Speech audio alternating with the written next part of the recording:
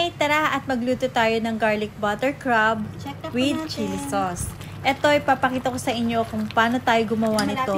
Sobrang sarap, sauce pa lang, ulam na.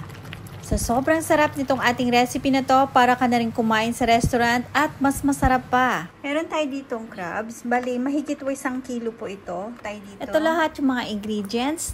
Sweet chili sauce, onion, garlic, and butter. Mamaya gagamit din po tayo dito ng Sprite. Tara, umpisahan na natin itong lutuin. Na natin ilalagay itong ating butter. Maglagay tayo dito ng 3 tablespoon ng butter.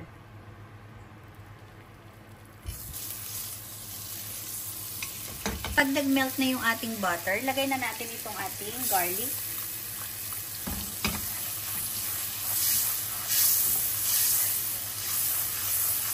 Sunod na rin natin ilagay itong ating sibuyas.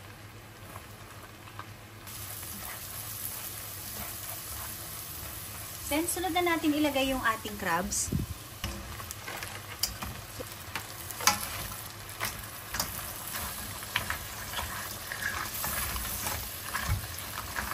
Na rin natin itong chili sauce. Lagay na rin tayo dito ng paprika powder.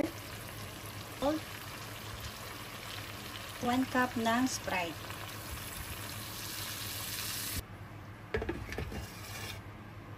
Check na po natin.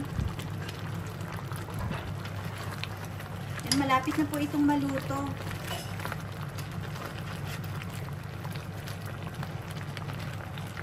Sobrang sarap at ang bango. Ayan, sauce pa lang. Then, luto na po ito. Last, maglalagay lang po ako dito na liquid seasoning.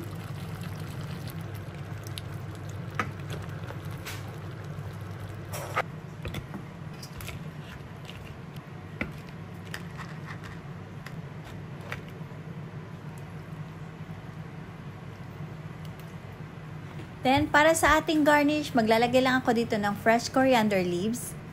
Try nyo po itong recipe na to at sobrang sarap, para na rin kayong kumain sa restaurant. Mas masarap pa. Sana nagustuhan nyo itong ating menu for today. Thank you for watching. Bye!